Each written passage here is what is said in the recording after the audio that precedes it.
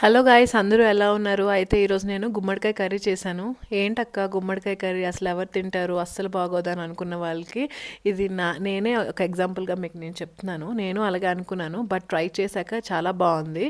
So ఇక్కడ ఏంటంటే రేషన్లో ఏ సీజన్లో ఏ వెజిటేబుల్స్ బాగా గ్రో అయితే అవే ఇస్తారు. సో ఇప్పుడైతే గుమ్మడికాయ, నెక్స్ట్ టైం వచ్చి బ్రింజాల్ అండ్ పొటాటో ఇవనేవి బాగా గ్రో అవుతాయి ఈ సీజన్లో. మాకు అవే ఇస్తారు వెజిటేబుల్స్. అదే ఫ్రూట్స్లో అయితే ఆరెంజ్, బనానా, నెక్స్ట్ యాపిల్స్. ఇక్కడ హిమాచల్ ప్రదేశ్లో యాపిల్ అనేది ఇంకా ఫేమస్ కదా, సో ఇవే ఇస్తారు. సో మాకు ఈ గుమ్మడికాయ వచ్చింది. నేను చక్కగా దీన్ని కడిగేసి కట్ చేసి ఆనియన్స్ ఫ్రై చేసుకొని, పచ్చిమిరపకాయలు ఫ్రై చేసిన తర్వాత గుమ్మడికాయ ముక్కల్ని వేసుకొని అందులో పసుపు, ఉప్పు వేసుకొని కొంచెం వాటర్ వేసి కొద్దిసేపు ఉడికించాను. తర్వాత ఏమొచ్చి కారం వేసుకొని దింపేశాను. అంతే. టేస్ట్ మాత్రం ఎక్సలెంట్గా వచ్చింది. వేడి వేడి అన్నంలో కలుపుకొని తింటే చాలా బాగుంది. మీరు కూడా నేను చెప్పినట్టు ట్రై చేయండి. నా వీడియో కనుక మీకు నచ్చినట్టయితే లైక్ చేసి సబ్స్క్రైబ్ చేయండి.